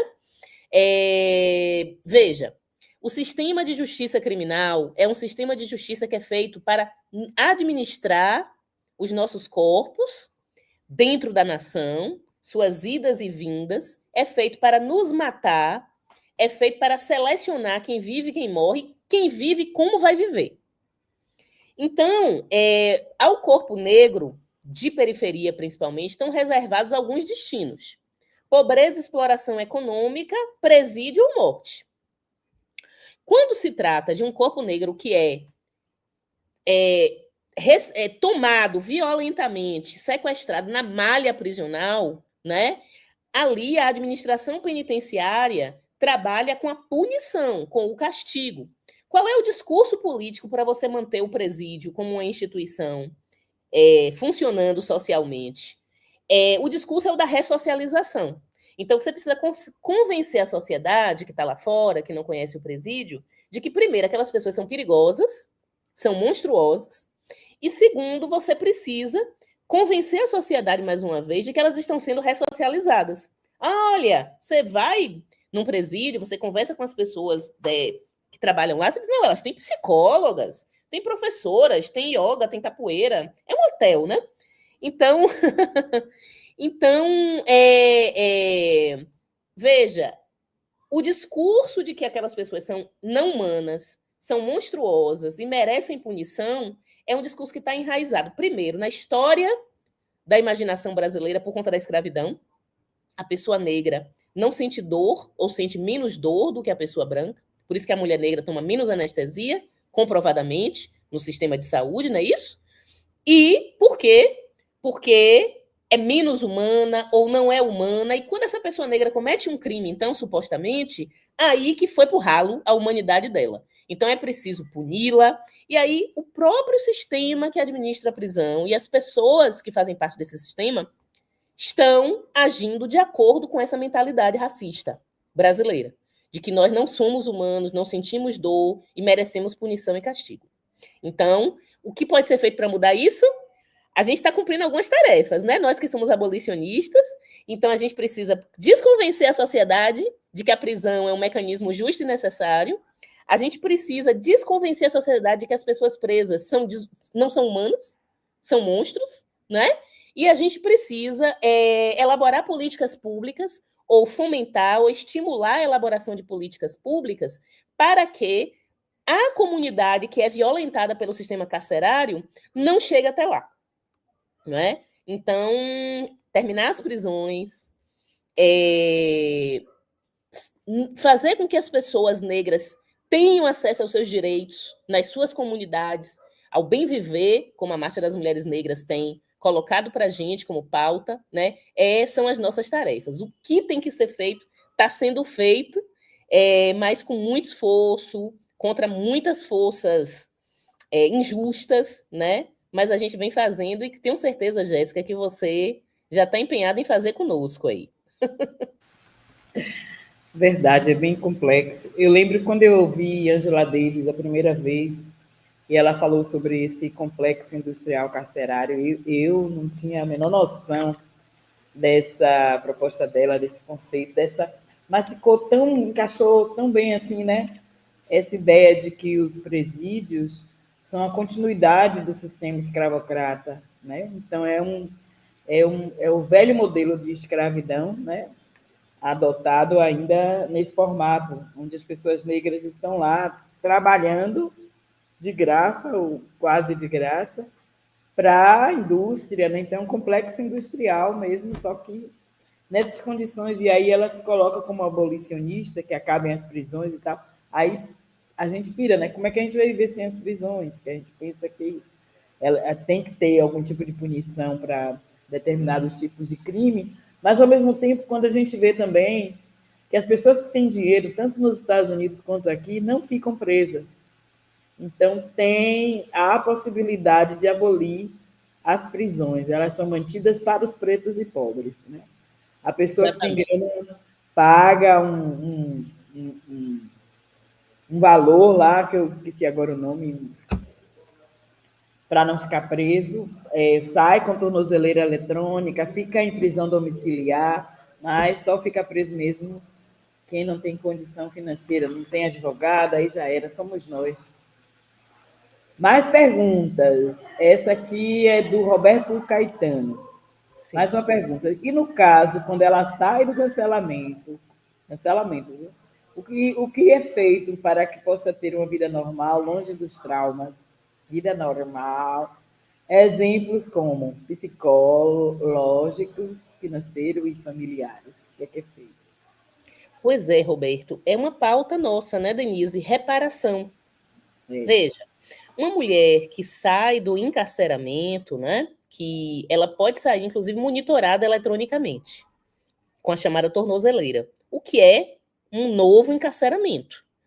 E ela vai estar, com tornozeleira ou não, ela já é uma mulher marcada. Então, ela não tem acesso, ou tem raríssimo acesso, pouquíssimo acesso ao mercado de trabalho, à reinserção, na própria família, que tem preconceito contra aquela mulher que volta, não é? E ela precisa necessariamente de suporte estatal. Então, no Brasil, nenhum lugar no mundo tem políticas públicas sérias para que, sim, o suporte psicológico, o suporte financeiro, minimamente, educacional também, de formação, seja garantido. Né? Observe a tragédia brasileira, né, nesse aspecto da questão prisional. O presídio, inviabiliza esse sujeito negro, em especial essa mulher negra, para a vida, para todas as esferas da vida, e depois simplesmente despacha a pessoa na rua.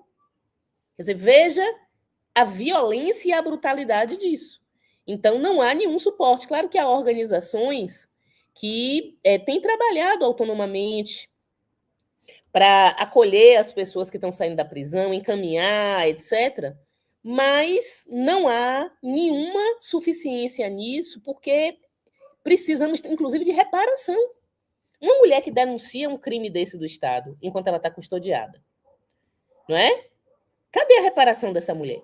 Essa mulher foi operada, não é? Eu acabei de ler aqui a história de uma dessas nossas companheiras. Ela sofreu uma infecção hospitalar, uma infecção bacteriana por falta de cuidado. Como é que faz? Né? Sem contar as mulheres grávidas sem assistência, mulheres que têm câncer sem assistência, né? Sem contar as mortes não assistidas, mas que poderiam ser preveníveis dentro do sistema prisional dessas mulheres. Então, é muita coisa, né, que precisa ser observada para que políticas públicas sejam formuladas para essa população. É coisa, né? É muita Eu coisa. queria registrar aqui a presença de Helena Argolo, nossa companheira Helena, que não, disse que não ia perder, está aí E, mesmo. Helena da UFBA, Helena aqui também do Coletivo Angela Davis. A presença das estudantes do projeto, de Iná, de Liriel, agradecer a presença de vocês, ativamente participando, mandando perguntas, fazendo comentários. É assim mesmo que se faz uma oficina, viu? E reclamando porque não é presencial. boa, Mais boa uma, reclamação. mais uma Mas não foi por pergunta. causa de Denise, não. Foi porque eu não podia Não, mesmo. Porque eu estou na. agenda. Né? Olha a Helena aí, Helena, ó. um beijo grande no seu coração. Eu estou com saudade de beijar você, viu? Você é uma mestra para mim. A gente participou lá do Coletivo Luísa Bairros juntas. E a gente vai ter, sim, um encontro presencial. Eu também estou sentindo falta de encontrar vocês aí de Também. Cachoeira, viu? Já vi Ivanete, linda da hora, nossa intelectual maravilhosa, tradutora Maravilhoso. incrível. Obrigada, Ivonete, viu? Sua presença nos fortalece sempre. Então, tem mais 3 perguntas só para a gente acabar. Não, 2. Vamos lá. Amanda Lima, professora. Na prática do serviço social, no contexto do sistema prisional, a vinculação com a segurança policiais, penais, é fundamental. Como você pensa maneiras possíveis de construção desse vínculo? Nossa. Olhe, é um tema bastante delicado, né? E se a gente pensar Amanda, todas somos mulheres negras, não é? Quando a gente entra ali nas unidades prisionais femininas, seja na Bahia, seja em outras unidades da federação, normalmente somos nós, mulheres negras, que estamos presas, que somos policiais penais, que somos assistentes sociais, que somos as psicólogas ali, técnicas de enfermagem. Então, somos nós que somos mandadas para as unidades prisionais, inclusive como profissionais, trabalhando. É a professora negra que vai lá dar aula de literatura, né? Então, esse vínculo que você está falando foi Conceição Evaristo que me chamou a atenção para ele, porque eu era muito bruta com as minhas companheiras que estavam ali naquela função da administração penitenciária. E aí Conceição olhou para mim um dia e falou assim, a gente estava nessa guerra para o projeto voltar, e aí Conceição estava aqui em Salvador, ela falou assim, Denise, primeiro ela me deu uma bronca, fenomenal, nunca vou me esquecer. Você vê aquela vozinha de Conceição, tranquila. Quando ela briga, o negócio, você fica morrendo de medo. Aí ela me deu uma bronca da mesma forma que minha mãe me dá, certíssima, e disse que elas são nossas irmãs. Elas são nossas irmãs. Você não pode tratá-las como... Elas estão te tratando como inimiga e você está tratando elas como inimigas. Então, esse vínculo, Amanda, é importante. E aí eu vou te contar o que foi que a Conceição fez. Conceição entrou comigo no presídio e estava com olhos d'água na mão, Denise. E ela levou alguns volumes, porque ela é uma doadora da biblioteca, né? E ela levou alguns volumes da biblioteca e aí várias agentes penitenciárias se reuniram em torno dela. Ela começou a falar dos livros, da literatura dela, da escrevivência, e ela começou a distribuir olhos d'água, ela deu de presente para cada agente penitenciária que estava ali. E eu tenho certeza que não foi nenhuma conversa com a Secretaria de Segurança Pública, fez esse gesto de Conceição, que fez com que a gente pudesse retornar ao presídio em 2017 e pudesse continuar fazendo o nosso trabalho. Porque sim, Amanda, esse vínculo é necessário. Eu te disse aqui como uma das maneiras pelas quais a própria Conceição Evaristo fez com que a gente construísse esse vínculo. Né? E eu acho que oficinas para as nossas irmãs precisam ser feitas também. Porque elas são brutalizadas naquele sistema também. Tem a questão do brutalismo mesmo, né? Eu acho até que, às vezes, é tão brutal, assim, não só para afetar as pessoas que cometeram algum tipo de crime, mas também quem está no sistema, como agente penitenciário, como policial, como aquela pessoa que vai brutalizar, né? Essas pessoas também são ensinadas a serem brutas, né? A agirem dessa forma, né? Eu lembro disso pensando na minha infância, né? Como minha mãe me castigava, me batendo, e não era só porque eu era criança, uma menina do Guma, inconsequente, desastrosa, que Maria. Realmente ela enlouquecia ela, mas ela, por tudo que ela estava passando, se somava a essa criança hiperativa, e aí. E a forma como elas aprenderam a educar, que era daquela forma, né? Castigando. Eu também apanhei muito, Denise, muito, muito, muito. Menina de Oiá, coitada de minha mãe. Minha mãe não me merecia. E ela tinha que trabalhar o dia todo, e quando chegava era cinto e sandália, cinto e sandália. E as fofocas, porque a rua toda tomava conta da gente. Né? Vou dizer para sua mãe, oh, meu Deus, já era. Eu também. No meu caso, foi lá no Curuzu, no início, nos 7 anos, naquela rua ali do Curuzu. Isso. Mãe esqueceu. Quem bate. Minha esquece. mãe? Ela nunca fez isso. Eu nunca lhe bati. Minha mãe diz a mesma coisa. Tá bom, mãe, tá certo. Né? Então, quem bate... finalizando, porque tem mais perguntas lá que a gente não vai dar conta. Já estamos há 2 horas, né, nessa live, quase 2 horas. E aí tem uma aqui que eu achei que era importante colocar, porque a pessoa se apresenta assim, com detalhes, provavelmente talvez você conheça. É Luciana Brandão, neta de Dona Natália. Oh. Neta de Dona Lau. Da neta de Dona Lau. Quais os movimentos que têm sido feitos para acolher essas mulheres quando libertas? Boa, Luciana. Luciana, tudo bem? Olha, Luciana, ela foi se apresentar assim para mim lá na universidade, estava dando aula, e ela disse que ela era neta de Dona Lau. E aí a avó dela é linda, é uma poeta, é uma recitadora. E eu disse, você está falando com a neta de Dona Natália, que foi quem me ensinou a gostar de literatura, contando história para mim. Minha avó, que era lavadeira, morava no São Joaquim, criou 4 filhos sozinha, Natália Carrascosa, fazendo minhas homenagens aqui à minha avó. Parabéns, Luciana, Dona Lau, um beijo. Olhe, não tem sido quais os movimentos que têm sido feitos. Por exemplo, nos corpos indóceis, a gente já tem todo o nosso trabalho dentro do presídio. Então, a gente não tem pernas nem braços para dar assistência às mulheres que saem. Individualmente, eu sempre deixo meu celular com elas, e aí a gente faz o seguinte: todo movimento de quando vai sair, roupa, vai ter que ir para a rodoviária, vai ter que pegar um ônibus para algum lugar, então algum dinheiro. Teve uma recentemente que saiu, a gente conseguiu um celular para ela não ir sem o celular para se comunicar com a filha, que ela ia para o interior de Minas. Então tem essas iniciativas assim muito individuais de grupos de mulheres negras como o nosso, Corpos Indóceis, que vai ali no miudinho, né, o nosso trabalho de formiguinha, fazendo aqui e acolá.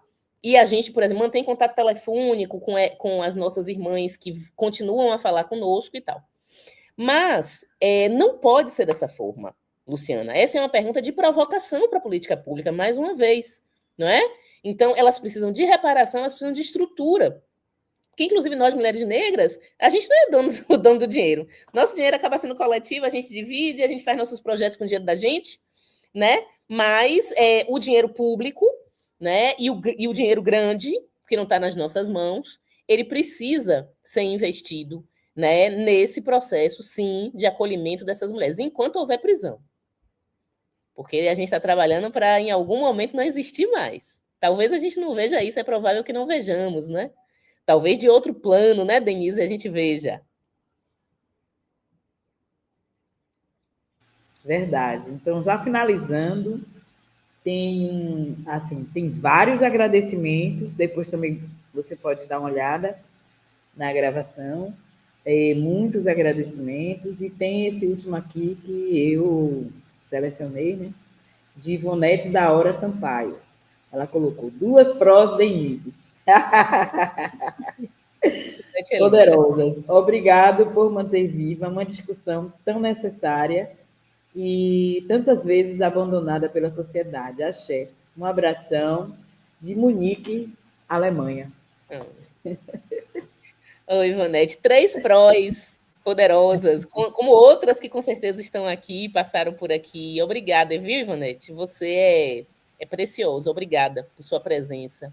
Sempre nas nossas vidas, viu? Sorte, caminhos abertos sempre aí, minha irmã.